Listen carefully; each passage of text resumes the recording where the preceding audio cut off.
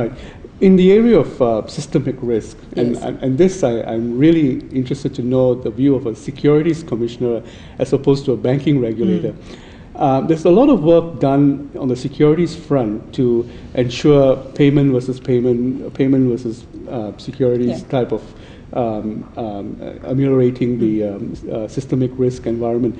But there's also systemic risk in the way in which the institution itself, how it looks like on the balance sheet. And in China, for example, you've got banks where, in order to maintain capital adequacy, they actually buy shares in each other's institutions, and they create systemic risk as a result.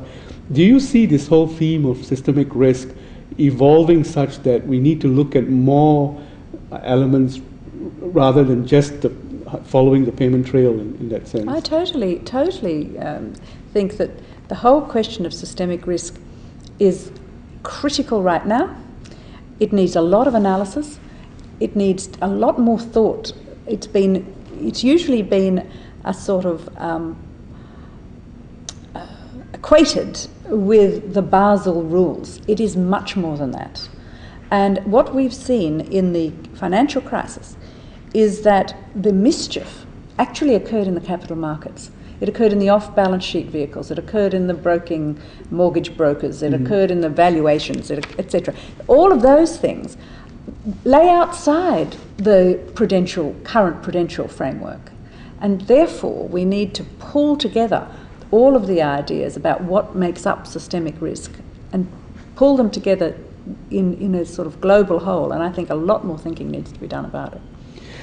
It's very interesting to know that you were appointed as chairman of IOSCO in 2004. Yes. And you had your chairmanship renewed last year. Yes. And you're from New Zealand. That's right. How did New Zealand get to be so prominent, play a prominent role in IOSCO? And how are other countries, especially emerging market countries, represented on IOSCO and playing a role in sort of shaping, what regulation is going to look like going forward? Well, I think, firstly, how did I get there? I was elected, actually, onto the governing board of IOSCO, and then asked to take the chair. And I think it's been helpful that New Zealand is a small country and is not aligned geopolitically or in any other way with any other. The least troublesome of them. That's right, completely benign. I hope there are some other reasons as well. The question of emerging markets is a very important one. We have an emerging markets committee, and the emerging markets chair has always sat on the governing board. And we also have a standard setting committee, which has been largely dominated by the traditional large jurisdictions. But in February, we invited China, India and Brazil to join that standard setting committee. And this is in recognition of the fact that the leadership of those voices will become increasingly important in the way in which global standards should be set. We're setting ourselves a new strategic direction. We're hoping to bring it to the organisation next May, and that will have an increasing role for countries of this region and other regions, because that's the way in which the global economy is moving, and IOSCO, of course, has to reflect that. We haven't yet decided what the structural changes might be, but there's no doubt that the large economies that are dominating the global economy will be very strongly represented and have a strong voice. Zarina Anwar is, of course, the Deputy Chair of the Emerging Markets Committee, and she plays a very strong role. Right. And as emerging markets become more prominent in IOSCO, do you see the market-making mechanism working more in terms of in favor of markets in East Asia, Shanghai becoming a financial center? I do. I think there's no doubt that this will occur, and that will be reflected. And I'm not even sure whether emerging and developed is a sensible construct anymore. I think it might be more helpful to think about the market dominance and opportunities for leadership from a whole raft of contributors, rather than thinking necessarily of developed and emerged. New Zealand is not emerging, it's developed, but it doesn't necessarily think of itself in those terms. one of the issues that are of great interest to us is really the role of the securities industry in the shaping of the global financial architecture as being done by the Financial Stability Board. What is IOSCO's role in the Financial Stability Board, or what do you know in terms of what's happening on that front? I'm really optimistic about the Financial Stability Board. I think it is a great opportunity to bring together prudential regulators, conduct regulators, securities regulators, and the Treasury officials. It's an opportunity which really is where we should be pulling together the different perspectives and making sure that financial stability around the world is looked at holistically and globally. Right. And if I can say, one of the things that I think is quite important is that IOSCO is actually becoming the virtual global regulator.